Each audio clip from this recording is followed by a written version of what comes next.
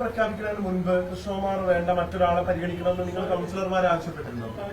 ഞങ്ങൾ ഇപ്പൊ പറയേണ്ടതല്ല, കഴിഞ്ഞില്ല, ഇലക്ഷൻ കഴിഞ്ഞില്ല. ഞങ്ങൾ തോൽവി സമ്മതിക്കുന്നു, ജനവിധി അംഗീകരിക്കുന്നു. എന്നും കണ്ട് മടുത്ത ഒരാളിനെ സ്ഥാനാർത്ഥിയായി പലരും ചോദിച്ചിരുന്നു, ഇയാളല്ലാതെ വേറെ ആളില്ല എന്നൊക്കെ പല വോട്ടർമാരും ചോദിച്ചിരുന്നു. അങ്ങനെയൊക്കെ ചോദ്യം ശിവരാജേട്ടന് നേരിട്ടില്ലായിരുന്നു. അതൊന്നും എന്നെ പ്രസക്തിയില്ല. ഞങ്ങൾ പറയേണ്ടത് നേതൃത്വത്തോട് സ്ഥാനാർത്ഥി മുമ്പ് പറഞ്ഞു കഴിഞ്ഞു. ഇനി അതിനെ കുത്തിപ്പൊക്കേണ്ട ആവശ്യമില്ല. എനിക്ക് ഈ തെരഞ്ഞെടുപ്പ് അദ്ദേഹത്തിന് ഈ പാലക്കാട് നഗരത്തിന്റെ അതിർത്തി അറിയോ? ഈ രഘുനാഥ് പറഞ്ഞ ആൾ 6 മാസം ഇവിടെ താമസിക്കുന്നുണ്ട്, ഒരു കൊല്ലമായിട്ട്. അയാൾക്ക് പാലക്കാട് നഗരത്തോട് 4 അതിർത്തികൾ അറിയോ? പാലക്കാട് നഗരത്തിലെ പ്രവർത്തകരെ അറിയോ? മെട്രോ ശ്രീധരൻ മത്സരിക്കുമ്പോൾ പ്രവർത്തിച്ചതിന്റെ 50% പ്രവർത്തകർ നിരാശരായിരിക്കുക. അവരെ അടക്കാൻ ഇയാൾക്ക് സാധിച്ചോ? ഇയാൾക്ക് സാധിച്ചിട്ടില്ല. കൃഷ്ണകുമാർ പറയുന്നത് ശിവരാജേട്ടനാണ് കൃഷ്ണകുമാറിനേക്കാൾ കൂടുതൽ തവണ മത്സരിച്ചത്. 50 തവണ കൃഷ്ണകുമാറിന് ഞാൻ ജയിച്ചിട്ടുണ്ട്. ഞാൻ 7 തവണ മത്സരിച്ചിട്ട് 7 തവണയും ഞാൻ ജനങ്ങളുടെ പിന്തുണ മുസ്ലിം സഹോദരന്മാരടക്കം എനിക്ക് വോട്ട് ചെയ്ത് ജയിപ്പിച്ചിട്ടുണ്ട്. ഇപ്പോഴും അവിടെ ഞാൻ ബന്ധം വളരെ ഹൃദയബന്ധം. അയാൾ എന്ത് ചെയ്തു? ഞാൻ ഓഫീസിൽ പോകാറില്ല. ഇലക്ഷൻ സമയത്ത് ഓഫീസിൽ ഇരിക്കേണ്ടതല്ല ഉത്തരവാദിത്വം, വീടുകളിൽ പോകേണ്ടത്. ആ പണിയാണ് ഞാൻ ചെയ്തിരിക്കുന്നത്. എനിക്ക് ഈ ഇലക്ഷനിൽ രഘുനാഥും ജില്ലാ പ്രസിഡന്റ് എന്ന ഉത്തരവാദിത്വം 59 നമ്പർ ബൂത്തിന്റെ. ഞാൻ 59 നമ്പർ പാലക്കാട് മണ്ഡലത്തിലെ ബൂത്തിന്റെ.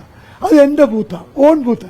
എന്നെ സഹായിക്കാൻ പത്തനംതിട്ടത്താള്, കോഴിക്കോട്ടത്താള്, കോട്ടയത്താളൊക്കെ എന്റെ ബൂത്തിലുണ്ട്.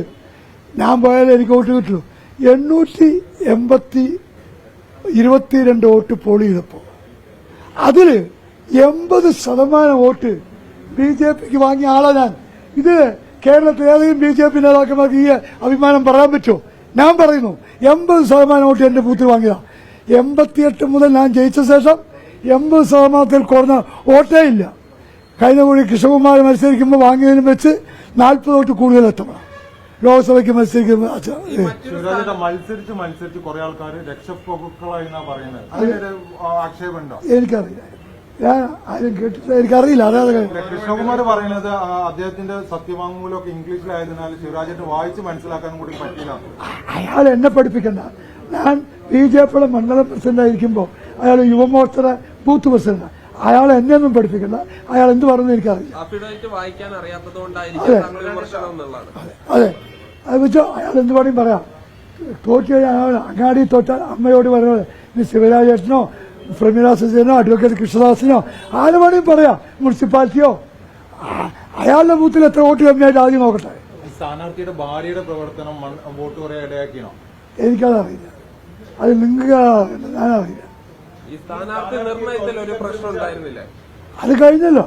സ്ഥാനാർത്ഥി വെച്ച് JP നട്ട സ്ഥാനാർത്ഥിയെ പ്രഖ്യാപിച്ചാൽ വേറെ അഭിപ്രായം നമുക്കില്ല.